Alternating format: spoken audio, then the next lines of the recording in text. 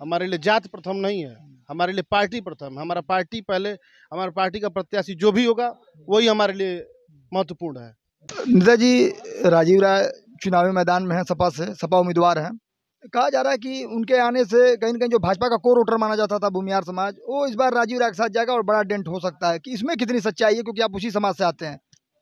ये सब अफवाह है।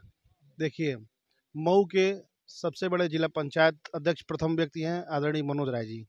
वो हमारे भाजपा के साथ हैं, वो हमारे भाजपा के हैं। फिर दूसरा क्षेत्रीय अध्यक्ष हमारे सहजानंद राय जी, उनका सभी, हमको लगता है यहाँ सबसे व्यक्तिगत संबंध है। इस गांव में हम बैठे, हम लोग मुमास गांव है यहाँ, यहाँ पे हर घर से उनका संबंध है। और ये पिछले उपचुनाव में भी हम लोग ये बूथ जीते थे। इतनी विरोध होने के बावजूद, इतना तमाम तरह का प्रोपेगेंडा बनाया गया, तमाम तरह की बातें कही गई, लेकिन बहुत अच्छे वोटों से जीतेगा हम लोग ये बूथ।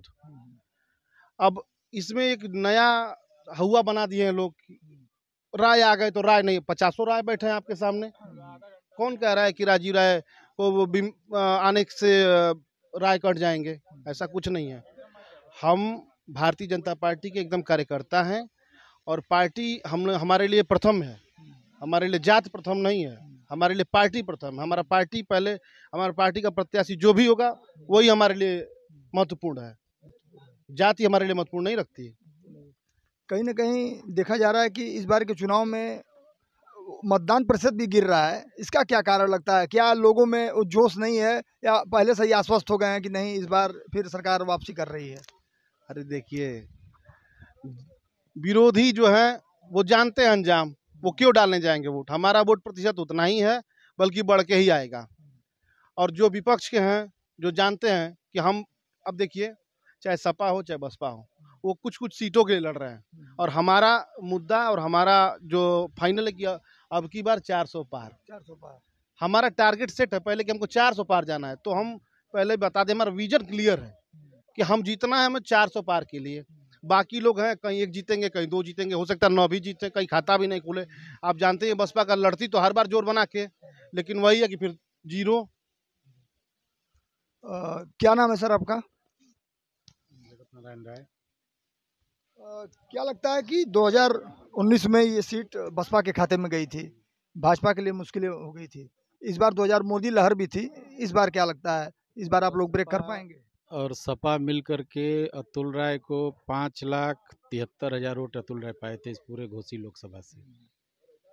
और अकेले बीजेपी यहाँ से 4,51,000 वोट पाई थी। इस बार सपा और बसपा दोनों अलग अलग लड़ रही है। अतुल राय लड़े थे तो भूमिहारों का वोट हमको लगता है कि 95% अतुल राय पे गया था। इस बार वो स्थिति नहीं है। नहीं। क्या लग रहा है चुनाव में इस बार किस तरह के आप मुद्दे क्या देख रहे हैं? जैसे इस बार विपक्ष ये कह रहा है कि ये संविधान बदल देंगे, और तमाम तरह की बातें राहुल गांधी अपने मन से कर रहे हैं, जो इंडिया गठबंधन से हैं। भाई, विपक्ष के पास तो कुछ कहने के लिए है नहीं। और जो 14 से लेकर के और अब तक जो भी कार्य हुआ है वो सराहनीय पूर्ण कार्य रहा है मोदी जी का और योगी जी का। तो यहाँ प्रदेश तो देखना नहीं, देखना है मोदी जी को।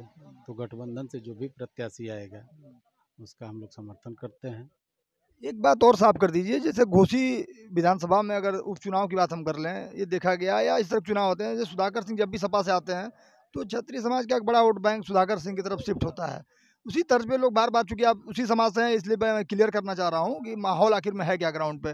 क्या भूमिहार समाज राजीव राय के साथ जाने जा रहा है बड़े संख्या में?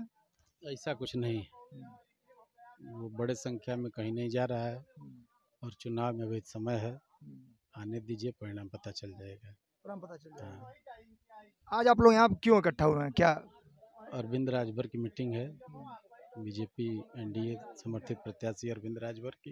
कैसा समर्थन मिल रहा है ग्राम सभाओं में? किस तरह का समर्थन आप देख रहे हैं? पिछली बार यहाँ 3 बूथ था और तीनों बूथ हम लोग जीते थे, उतना विरोध के बावजूद,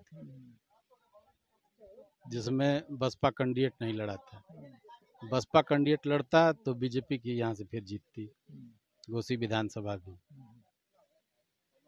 देखिए, ये मूंग मास गांव है और यहाँ पे भूमिहार समाज बड़ी संख्या में है, और एक महत्वपूर्ण बात और निकल के आ रही है कि जो बार बार चर्चा हो रही है कि राजीव राय के साथ भूमिहार समाज जा रहा है इस बार, और जैसा कि सपा के लोग दावा भी कर रहे हैं, लेकिन अभी इसी दावे के बीच कुछ हमारे साथ और लोग भी हैं, इनसे भी थोड़ा जानेंगे और ये बातें आप तक जरूर जाएंगी। आइए जरा हमारे साथ। क्या नाम है सर? बैठिए बैठिए। अरे कुर्सी ले लीजिए आप भी। अरे कोई बात नहीं, हम खड़े हो। सुरेश राय। क्या लग रहा है भूमिहार समाज इस बार कहाँ जा रहा है? राजीव राय को देखेगा या अरविंद राजभर को? भूमिहार समाज बहुत ही शिक्षित और समझदार समाज है। यह किसी जात बिरादरी के आने से और जाने से कोई फर्क नहीं पड़ने वाला है। ये लोग तय कर चुके हैं कि हमको इस बार बीजेपी के साथ रहना है, मोदी के साथ रहना है। और यहाँ से एनडीए गठबंधन का जो भी प्रत्याशी आए हैं अरविंद राजभर जी, उन्हीं के साथ सब लोग जुड़े हुए हैं। हाँ, कुछ संख्या होगी जो कट रही होगी बिरादरी के नाम पर, लेकिन 80% लोग साथ में हैं। विपक्ष कह रहा है कि इस बार जो भाजपाई हैं वो भी छड़ी को हरवाएंगे। ऐसी कोई बात नहीं, हम तो पुराने भाजपाई हैं, हम तो साथ में हैं। देखिए हम बैठे हुए हैं, ऐसी कोई बात नहीं है। भाजपा के लोग ही जिता रहे हैं, मेहनत कर रहे हैं। असल में उन्हीं का काफ़ी योगदान है। और प्रत्याशी चाहे कोई भी हो, किसी भी एनडीए गठबंधन के दल का हो, लेकिन हम लोग जी जान से लगते हैं और बूथ स्तर से लेकर के ऊपर तक हम लोगों का प्रयास वैसे ही रहता है जी। किन मुद्दों पर इस बार चुनाव हो रहा है, आपको क्या दिख रहा है ग्राउंड पे? देखिए, मुद्दे तो बहुत हैं जो मोदी ने काम किए हैं, पहले का भी जो 10 साल के अंदर किए हैं वो भी प्रभावी मुद्दे रहे हैं, और आगे जो होना है वो भी बहुत प्रभावी मुद्दा है।